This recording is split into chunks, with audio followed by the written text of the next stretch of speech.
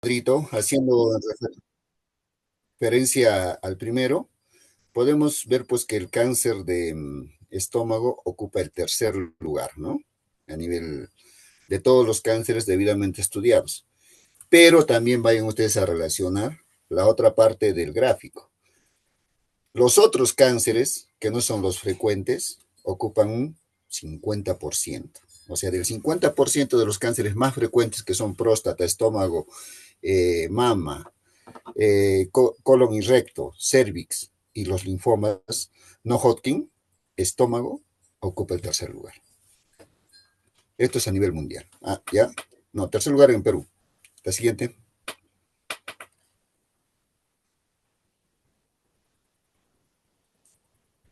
La siguiente, por favor. Embriología, la siguiente. Esto para tener el contexto, cómo es la formación del estómago. Sepamos que la diferenciación ya empieza a existir a la cuarta semana y a la séptima ya tenemos bien diferenciado lo que es el intestino anterior, el intestino medio y el posterior, ¿no?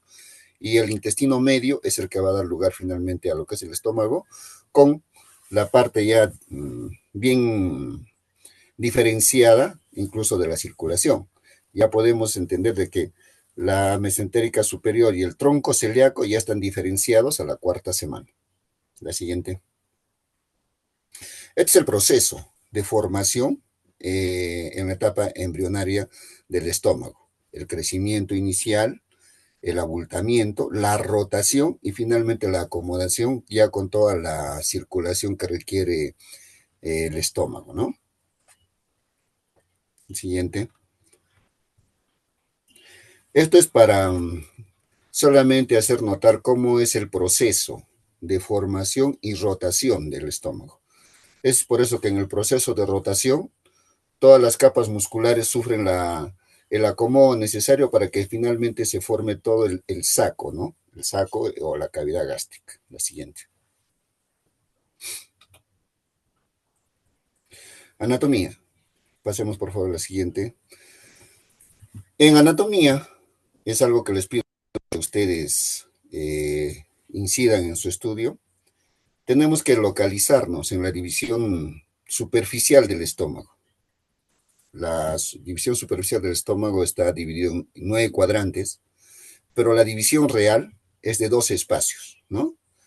Entonces, si nos basamos solamente en los 9 cuadrantes, vamos a entender de que el estómago está localizado en el epimesogastrio y hacia el lado del hipocondrio izquierdo, ¿ya? Esa es la localización anatómica del estómago.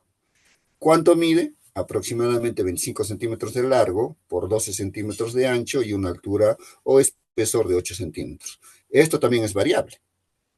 Recordemos que el estómago es un órgano plástico, como todos los órganos de los que tenemos, ¿no? Y esto va a estar en relación directa a la ingesta de alimentos. Mientras más costumbre de ingesta en volumen se tenga, la capacidad gástrica será mayor, consecuentemente, la localización puede descender a estar ocupando todo lo que es el mesogastro, ¿ya? Entonces, esta es una descripción de una localización sin esos excesos. La siguiente. Las partes del estómago. Nos interesa mucho saber esto, ¿por qué? Porque finalmente el cáncer más frecuente va a tener una localización. Entonces, en el estómago tenemos que tener en cuenta la línea Z, que es la que divide pues esófago de estómago, el fondo, donde encontramos las células parietales, el cuerpo, células principales, el antro y el píloro, ¿no? El cardias, la función de control del estómago, que es la que va a evitar que el estómago regrese o haga el reflujo gastroesofágico, ¿no? Y finalmente, pues, con lo que se continúa el estómago, ¿no? Es el duodeno. Y ahí tenemos el píloro que actúa como una válvula a ese nivel. La siguiente. Histología, la siguiente. Esta histología especial del estómago nos interesa mucho. Recordemos la mucosa, tiene epitelio cilíndrico con glándulas, donde también encontramos las células parietales principales y algunas células endocrinas. La lámina propia, que es el lugar donde están las glándulas, la muscularis y la capa muscular propiamente dicha. En este caso, sabemos de que el estómago pues tiene sus 3 capas musculares, ¿no? Longitudinal, oblicua y la circular, ¿no? Y finalmente pues la irrigación. Esto es importante que tengamos en cuenta, especialmente la serosa, porque la serosa va a ser la membrana que contenga el cáncer. Y si el cáncer sobrepasa la serosa, estamos hablando pues ya de estadios clínicos muy avanzados. ¿Ya? La siguiente. Es un resumen de lo que les he dicho, pero esta imagen nos va a ayudar para que sepamos medir el T del cáncer gástrico. No se olviden el orden: mucosa, submucosa, muscular y serosa. ¿Ya? La siguiente, por favor. La irrigación. En irrigación es bien sabido de que la irrigación para el estómago viene a través del tronco celíaco, ¿no? Es su arteria principal. Va a recibir algunas accesorias, pero tenemos la irrigación principal, que viene del tronco celíaco. La siguiente. Aquí la irrigación, ¿no? Tenemos el tronco celíaco, la hepática común, y de ahí nace la gástrica derecha. Y también la gastroduodenal. Y por el otro lado, directamente del tronco celíaco, está naciendo pues la gástrica izquierda, que se va a encargar de irrigar todo lo que es la curvatura menor, y la gástrica o la gástrico-epipoica derecha, que se va a encargar de irrigar todo lo que es la curvatura mayor. Y recordemos que a nivel del fondo tenemos pues las arterias cortas que van a venir de la esplénica, ¿ya? Entonces, esta es la irrigación principal que debemos de tener. Y para recuerdo anatómico, y ya cuando hablemos un poco de lo que es el manejo quirúrgico, debemos de aprender a diferenciar el punto de irrigación y de límite en lo que son los vasos cortos y la gastroepiploica derecha, ¿no? Hay un punto ahí donde la irrigación comienza y termina, es el lugar indicado para hacer la sección gástrica. La siguiente. Drenaje venoso. Como sabemos, todo el drenaje venoso del aparato digestivo siempre va a ir a través de la vena porta, ¿ya? La siguiente. La inervación. Estamos hablando de todos los nervios. No les voy a hablar de cada uno de los nervios, pero este es el esquema en el que podemos tener una idea de cuánto de inervación requiere. Finalmente, la siguiente, vamos a ver de que el estómago puede recibir inervación a través del nervio vago, ¿no? Con todas sus ramas. Entonces, ¿qué es importante aquí para tener en cuenta la función adecuada del estómago? La preservación. Hay un artículo en oncología que habla sobre cirugía skin spa, ¿no? Y preservadora de nervios. Eso tenemos que hacer en todos los casos de cirugías que tenemos, con la finalidad de preservar o de recuperar la función del órgano lo antes posible. La siguiente, por favor. El drenaje linfático, la siguiente. Tenemos que los paquetes vasculonerviosos en todo el organismo se acompañan pues del drenaje linfático, ¿no? Y aquí tenemos tipificado como barrera 1, 2 y 3. Son todos los ganglios que tenemos ya dibujados a ese nivel y que nos interesa saber cuál va a ser el drenaje linfático de determinada zona del estómago, para también en base a esto hacer el manejo linfático o la linfadenectomía, ¿no? En una cirugía por estómago, ¿ya? Entonces este es el gráfico que nos va a ayudar a la ubicación. La siguiente, por favor. Con más profundidad, ¿no? Acá tenemos los grupos, el 1, el 2, el 3, el 4, que cada uno tiene su nombre propio. Por favor, les dé un clic. Y acá tenemos los nombres de todos los grupos, ¿no? El 1, el 2, el 3, el 4. Ustedes es bueno que sepan solamente como 4, 5 y 6, que son todos los que corresponden del 1 al 6 a la D1, ¿no? Con sus nombres ahí están. El paracardial derecho, izquierdo, la curvatura menor, de la gástrica corta, la gastroesplénica, derecha, izquierda, la suprapilórica y la infrapilórica. La siguiente. Estos corresponden al segundo grupo. La siguiente, por favor. Y tenemos los grupos del 7 al 14, ¿no? Con sus respectivos nombres. De la gástrica, de la hepática, de la celíaca, del ilio, de la esplénica proximal, distal, la hepatoduodenal y la mesentérica superior. La siguiente.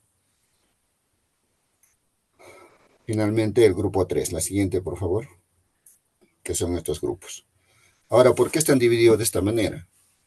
Porque también gracias a esta clasificación y es en relación a cómo se van comprometiendo los ganglios cuando existe una diseminación del cáncer, es que se hacen las resecciones, ¿no? Entonces, en las resecciones hablamos de las resecciones tipo D1, D2 y D3, ¿ya? Es más, hay D1 más, D1 menos, D2 más, D2 menos, que involucran los grupos ganglionares a resecarse, ¿ya? Listo, la siguiente. Patrones de diseminación. ¿Cómo es que se disemina un cáncer?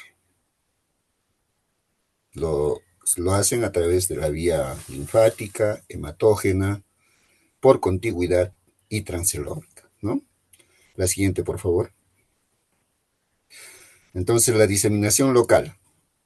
Veamos que la diseminación local, aquí ya está con el T, es por el crecimiento del tumor propiamente dicho. Y en el caso del estómago, este crecimiento va a estar directamente relacionado a qué capas de la pared del estómago se va comprometiendo, ¿ya? Entonces, el crecimiento local es por crecimiento.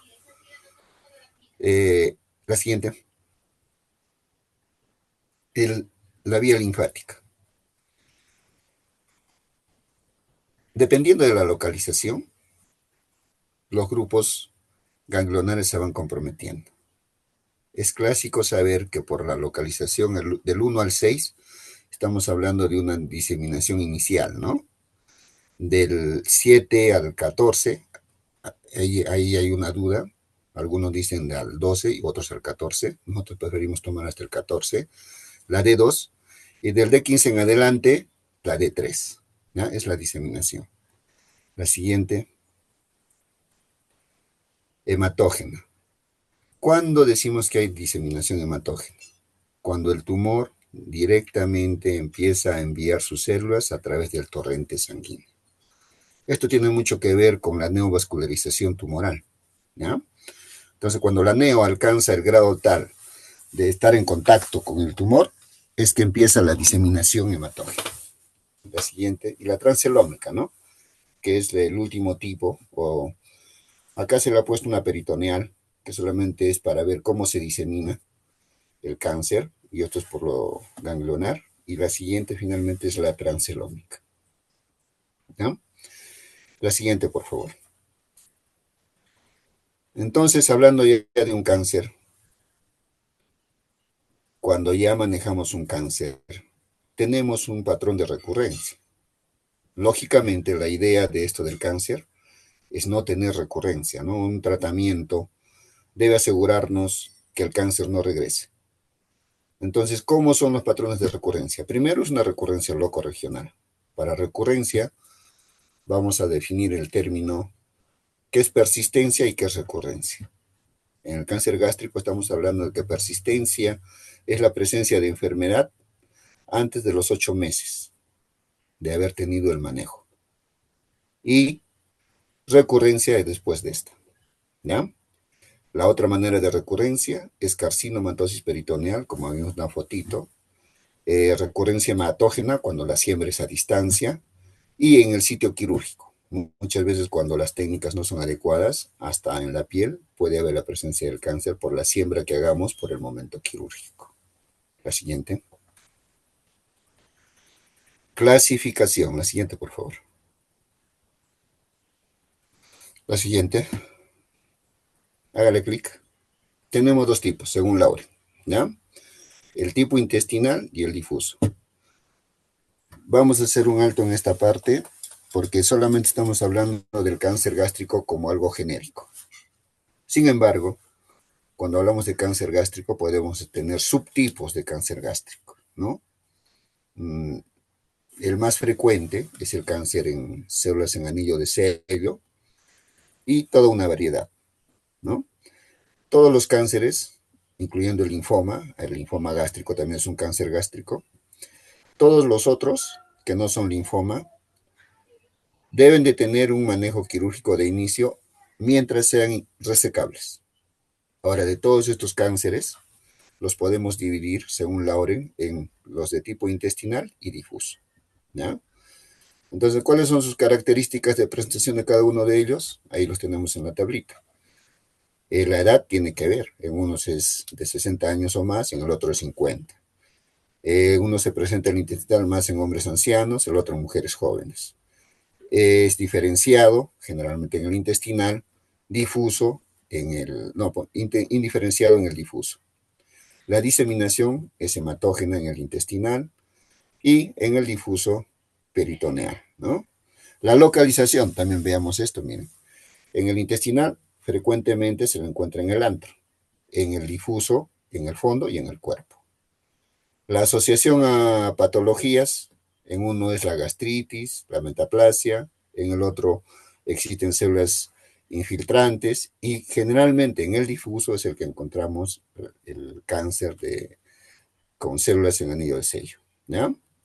¿Y en cuál vemos más linitis blástica? En el difuso, ¿ya?